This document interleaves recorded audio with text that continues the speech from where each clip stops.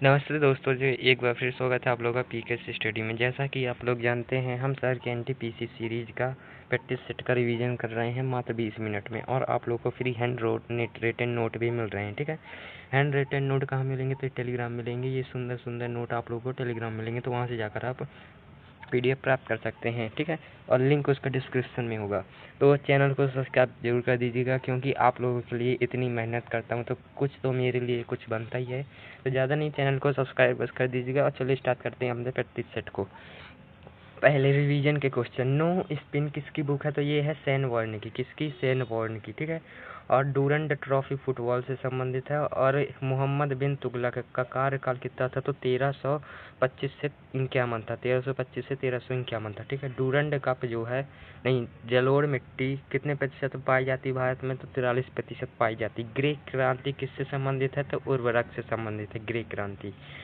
अब चलते हैं 2011 की जनगणना के अनुसार केंद्र शासित प्रदेशों के लिए किस समूह में साक्षरता का दर सबसे अधिक है? तो ये लक्षद्वीप और दमन द्वीप में। लक्षद्वीप में 91% और दमन और द्वीप में 87% के साथ है। सबसे कम साक्षरता कहाँ है? तो दादर नागर हवेली में है, 76% के साथ। ठीक है, और चलते हैं आगे। तो भारत की साक्षरता कितनी है? तो 74.04% के साथ है, जिसमें पुरुष की है 82.14 के साथ, और महिला की 65% के साथ है। ठीक है, सबसे ज़्यादा साक्षर राज्य कौन सा है? तो ये है केरल। ठीक है, 94% के साथ। और सेकंड कौन है? तो मिजोरम, 91% के साथ है। सबसे ज़्यादा साक्षर जिला कौन सा है? तो शेरछिप है। ठीक है, शेरछिप है, जो कि मिजोरम का है। ये 98% के साथ है। सबसे कम साक्षर जिला कौन सा है? तो अलीराजपुर है। कौन का? एमपी का, 47% के साथ है। ठीक है, अब चलते हैं आगे क्वेश्चन नंबर सेकंड की ओर। तो देखिए कौन सा है। तो किस व्यक्ति को ग्रैमी और ऑस्कर दोनों मिले हैं? तो गुलजार को ग्रैमी और ऑस्कर दोनों मिले हैं। इन्हें जय हो सॉन्ग के लिए मिले हैं। ठीक है, इनका वास्तविक नाम क्या है? तो संपूर्ण सिंह कालार है। और इनको ज्ञानपीठ पुरस्कार उर्दू भाषा के लिए 2023 में मिला था। ग्रैमी अवार्ड संगीत के क्षेत्र में दिए जाते हैं। इसकी शुरुआत जो है 1959 से हुई थी। पहले इंडियन कौन है जिन्हें ग्रैमी मिला? तो पंडित रविशंकर है, जिन्हें 1968 में सितार के लिए ग्रैमी मिला था। पहली महिला ग्रैमी पाने वाली कौन है? तो तन्वी शाह है, जिन्हें 2010 में मिला था। ठीक है, ऑस्कर अवार्ड फिल्म के क्षेत्र में दिया जाता है। इसकी शुरुआत 1929 से हुई थी। ठीक है, पहले भारतीय कौन है जिन्हें ऑस्कर मिला? तो ये हैं भानु अथैया। इन्हें 1983 में मिला था कॉस्ट्यूम डिजाइन के लिए, गांधी मूवी में। ज्ञानपीठ पुरस्कार की शुरुआत 1961 से हुई थी।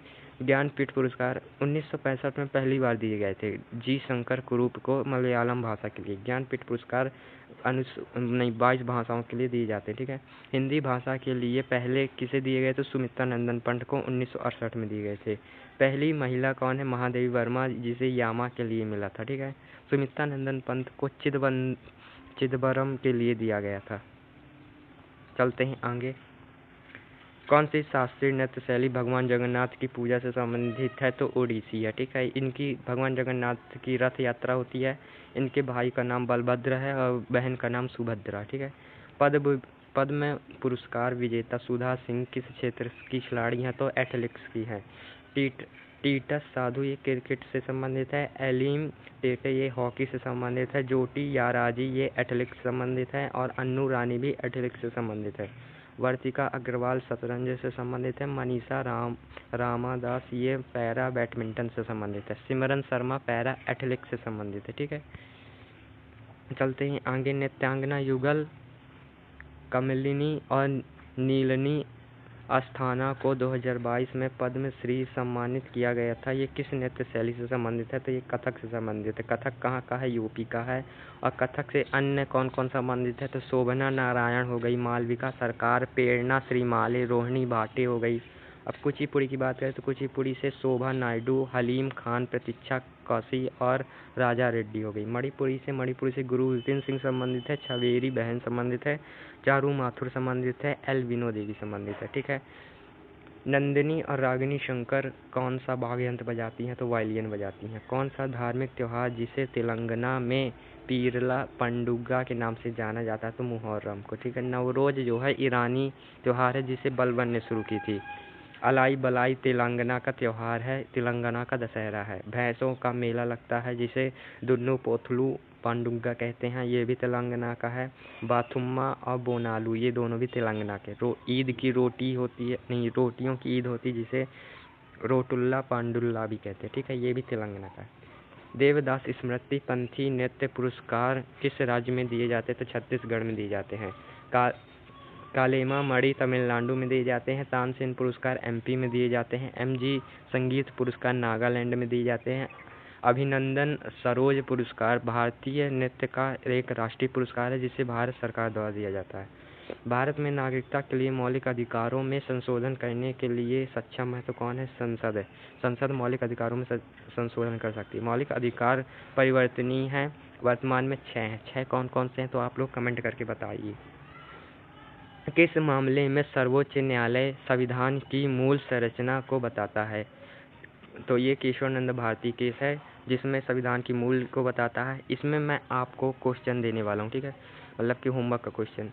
केशवानंद भारती केस है जो 1973 का है, 24 अप्रैल का है, ठीक है। इसमें 68 दिन बहस चली थी, ठीक है। केशवानंद भारती जब केस हुआ था तो उस समय चीफ जस्टिस कौन थे, मतलब कि मुख्य न्यायाधीश कौन थे? तो MM सीकर थे। प्रमुख फैसला क्या आया? तो प्रमुख फैसला आया कि विधायिका और कार्यपालिका की शक्तियों का इसमें पृथक कर दिया गया और संविधान की सर्वोच्चता इसी में बताई गई थी, ठीक है, इसी केस में बताई गई थी संविधान की सर्वोच्चता। अब चलते हैं आगे नेक्स्ट क्वेश्चन की ओर। 11वां अनुच्छेद 29 वाक और अभिव्यक्ति की स्वतंत्रता। इसमें 19B, तो बी क्या कहता है? तो शांतिपूर्ण इकट्ठा होने की, और सी कहता है सभा करने की, और डी कहता है अवैध संचरण करने की, और ई कहता है निवास करने की, और एफ को हटा दिया गया। तो आप लोग बताइए एफ को किस अधिनियम के तहत, किस संशोधन के तहत हटा दिया गया था, ठीक है। अब जी आया, तो जी व्यवसाय के संबंधित है, ठीक है।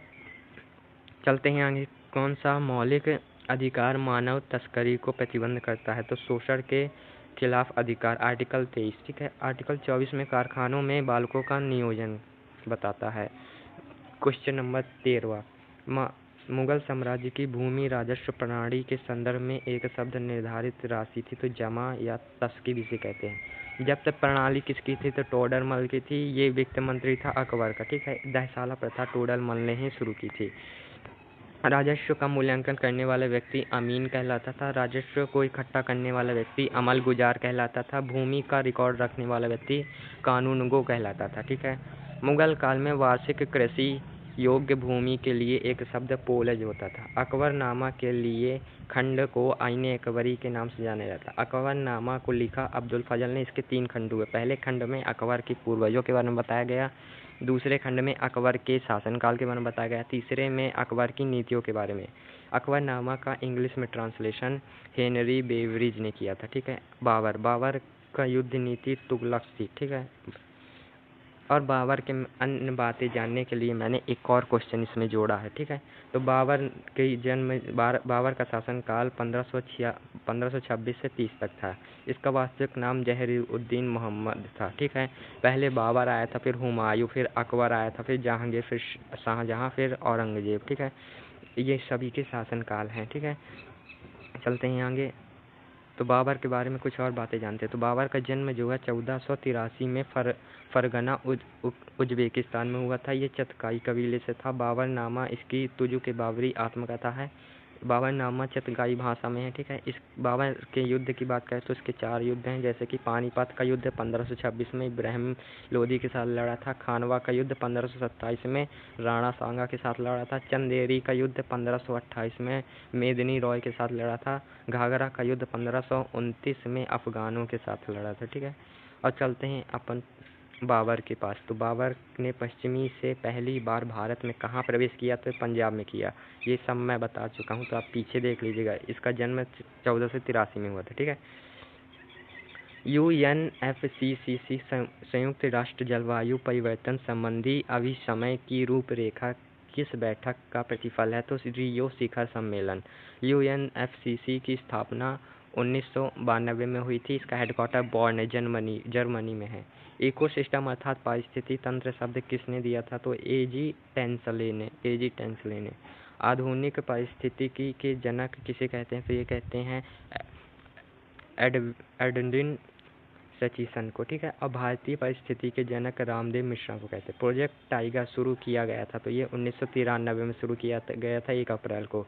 गिर प्रोजेक्ट 1992 का है। कछुआ के लिए प्रोजेक्ट 1975 का है। गेड़ा के लिए प्रोजेक्ट 1987 का है। हाथी के लिए प्रोजेक्ट 1992 का है और डॉल्फिन के लिए प्रोजेक्ट 2021 का है। डॉलर गोल्ड फिश स्थित है तो ये कर्नाटक में स्थित है।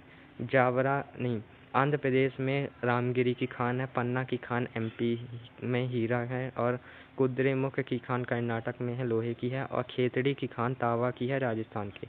जावरा की खान चांदी की है।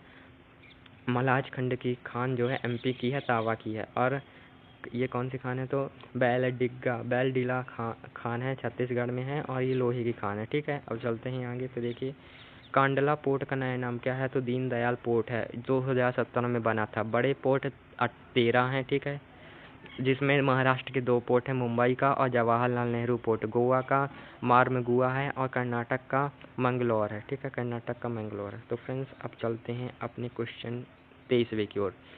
सीमा सड़क संगठन की स्थापना 1960 में उत्तर और उत्तर पूर्वी में हुई थी। बॉर्डर रोड्स ऑर्गेनाइजेशन BRO 1960 में इसकी स्थापना हुई थी और निर्देशक रघु श्रीनिवासम था, ठीक है। जीएसटी वित्त मंत्री द्वारा पेश किया गया था तो अरुण जेटली द्वारा पेश किया गया था। जीएसटी का नारा 1 नेशन 1 टैक्स था, ठीक है। जीएसटी 5%, 12%, 18% और 28% इतने प्रतिशत लिया जाता है। पहला जीएसटी को मानने वाला राज्य असम था। भारत 161वां देश बना था और भारत ने 101 संविधान संशोधन से जीएसटी को अपनाया था 122वीं बिल से। पहला देश जो है फ्रांस है, जिसने जो है जीएसटी को माना था, जीएसटी को एक्सेप्ट किया था। जीएसटी परिषद का गठन सितंबर 2016 में हुआ था और इसमें 33 सदस्य हैं। तो 31 सदस्य राज्य सरकार से हैं, 2 सदस्य जो हैं केंद्र सरकार से हैं, ठीक है। अब चलते हैं आगे। तो जीएसटी के लिए कानून कौन बनाता है तो संसद बनाती है, आर्टिकल 246A से, ठीक है। और देखो जब जीएसटी को अपनाया गया था 100A संविधान संशोधन से, तो उस समय आरबीआई के गवर्नर कौन थे, उर्जित पटेल थे, ठीक है। जीएसटी के प्रकार जीएसटी CGST होता है, SGST, UT GST, IGST होता है। जीएसटी मॉडल कनाडा मॉडल पर आधारित है, ठीक है। जीएसटी परिषद के लिए एक्ट 289A है, ठीक है, 289 का A। अब चलते हैं आगे। पंचवर्षीय भारत में पंचवर्षीय योजना ली गई है तो रूस से ली गई है। पहली पंचवर्षीय योजना 1951 से 56 तक थी, जो कि हेराल्ड डोमर मॉडल पर आधारित थी, ठीक है। और ये 1 अप्रैल 1951 से शुरू हुई थी। दूसरी पंचवर्षीय योजना 1956 से 61 तक थी, जो PC महालनोबिस मॉडल पर आधारित थी। तीसरी पंचवर्षीय योजना 1961 से 66 तक थी। 1962 और 65 में वॉर हो गए थे अपने, ठीक है, लड़ाई हो गई, युद्ध हो गए थे। चौथी पंचवर्षीय योजना 1969 से 74 तक थी। इसमें 14 बैंकों का राष्ट्रीयकरण किया गया था, ठीक है, 14 बैंकों का राष्ट्रीयकरण किया गया। पाँचवीं पंचवर्षीय योजना 1974 की से 78 तक थी, जिसमें आपातकाल लगा था, ठीक है। छठवीं पंचवर्षीय योजना 1980 से 85 तक थी, जिसमें 6 बैंकों का राष्ट्रीयकरण हुआ था और नाबार्ड की स्थापना भी इसी में हुई थी। और सातवीं पंचवर्षीय योजना कब से थी तो ये थी 1985 से 90 तक, जिसमें वी मॉडल पर आधारित थी, ठीक है, वी मॉडल पर आधारित थी। तो फ्रेंड्स इस वीडियो में इतना ही। और आप लोग जैसे कि सर की हिस्ट्री का भी रिवीजन चल रहा है, तो उसका भी रिवीजन मैं जो है PKS शिक्षा चैनल पर करवा रहा हूँ, उसका भी लिंक डिस्क्रिप्शन में, तो वहाँ से जाकर आप हिस्ट्री का भी रिवीजन कर सकते हैं और फ्री हैंड रिटन नोट प्राप्त कर सकते हैं। और आप लोगों को फ्री हैंड रिटन नोट सभी टेलीग्राम में मिलेंगे और इसका लिंक डिस्क्रिप्शन में। तो मिलते हैं नेक्स्ट वीडियो।